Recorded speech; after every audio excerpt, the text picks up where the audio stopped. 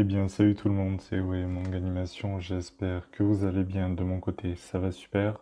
Alors, on se retrouve pour les nouvelles licences de la semaine, donc cette fois-ci on en a 4, dont un artbook que je vais vous présenter juste à la fin. Également, s'il y a un petit peu moins de vidéos en ce moment, c'est parce que je ne suis pas chez moi jusqu'à peu près mi-octobre, donc le rythme de vidéo risque d'être un petit peu irrégulier, et je m'en excuse. Donc on va attaquer cette semaine avec Elle et son chat. Nouvelle licence aux éditions Pika et c'est un one-shot.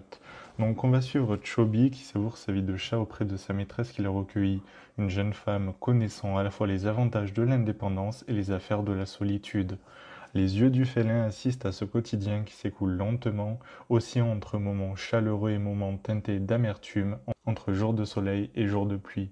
Donc ça a l'air d'être une histoire quand même super douce et c'est fait par Makoto Shinkai au scénario qui est également l'auteur de Your Name pour ceux que ça peut intéresser.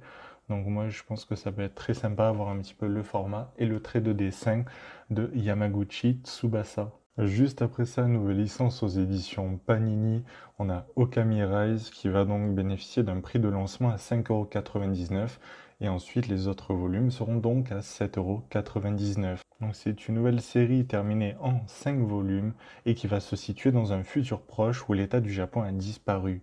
L'île est désormais scindée en deux, le nord est administré par la Russie et le sud par la Chine.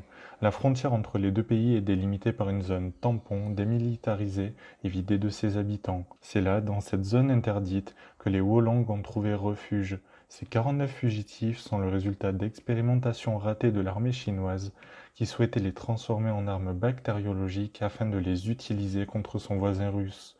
Pris en tenaille par la Chine qui souhaite effacer toutes les traces de ces expériences et la Russie qui essaie de les capturer pour les étudier, les Wolong devront se battre pour survivre. Donc personnellement, c'est une série que je trouve assez intéressante de science-fiction.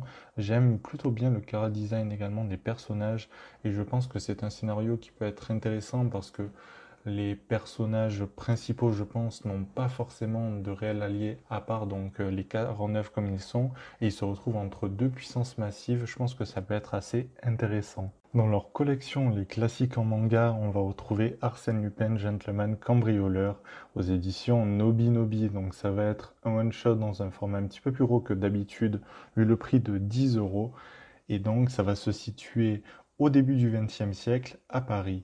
Donc, un criminel d'un nouveau genre sévit. Il est intrépide et insaisissable et il s'appelle Arsène Lupin. C'est un gentleman cambrioleur qui collectionne les vols de grande envergure comme les cœurs de ses nombreuses soupirantes. Ce Robin des Bois français séduit le peuple et épuise bien des commissaires avec son panache et ses ruses à toute épreuve.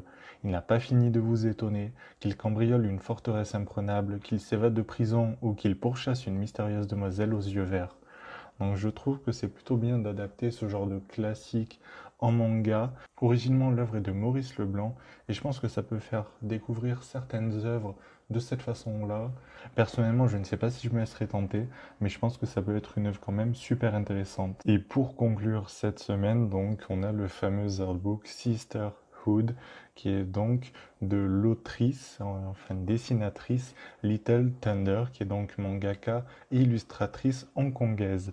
Donc l'artbook qui présente sur plus de 100 pages ses illustrations réalisées jusqu'ici et contient ses mangas City of Darkness, The Artist, Loser et sa suite Lost Forever, qui ont été réalisés spécialement pour cette édition. Donc le compte Instagram de l'artiste qui excelle à dessiner des femmes gracieuses et pleines de force dépasse les 500 000 abonnés et elle continue donc de séduire le monde entier. Donc c'est un livre qui va mixer artbook et manga au format de Nagasaki et en été. Et donc ce volume comprend également un entretien de Hisashi Eguchi, qui est l'auteur de Stop Ibarikun. Eh bien c'était WoW Manga Animation, j'espère donc que cette vidéo vous aura plu.